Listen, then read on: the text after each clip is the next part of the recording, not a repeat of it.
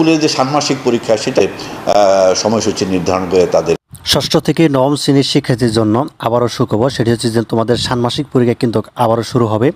তো কিছুক্ষণ আগেই শুরুতে তোমরা যে তপন কুমার সরকার, মাধ্যমিক উচ্চ মাধ্যমিক শিক্ষা বোর্ডের যিনি চেয়ারম্যান তপন কুমার সরকার, তিনি কিন্তু এই বিষয়টি স্ক্রিনে জায়গায় দেখতে পাচ্ছ, এই বিষয়টি আসলে নিশ্চিত করেছেন। তিনি বলেছেন যে আবার হচ্ছে সব কিছু স্বাভাবিক হইলে এবং এনসিটিবি কর্তৃক তারা হচ্ছে আবার নতুন করে যে সময়সূচি বা রুটিন সেটি কিন্তু দিয়ে দিবে এবং কবে দিবে তার একটি ইঙ্গিত পাওয়া গেছে। আমি তোমাদেরকে একটু বিষয়টি বুঝেই বলতেছি।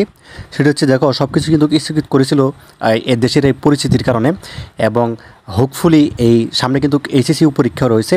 তো এই এইচএসসি এবং হচ্ছে তোমাদের ষান্মাসিক পরীক্ষার যে রুটিন, এটি কিন্তু একসাথে এনসিটিবি কর্তৃক তারা হচ্ছে প্রকাশ করবে, ঠিক আছে।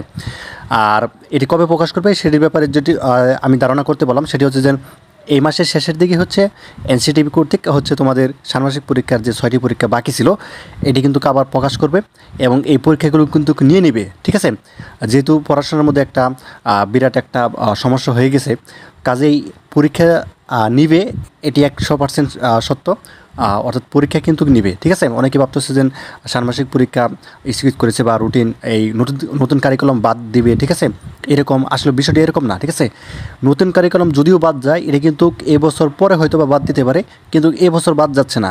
এর কারণ হচ্ছে নতুন করে যদি আবার অন্য শিক্ষাক্রম বা অন্য শিক্ষা ব্যবস্থা করে, এটা কিন্তু পারবে না, ঠিক আছে। আশা করি বুঝতে পারছো। ধন্যবাদ সবাইকে।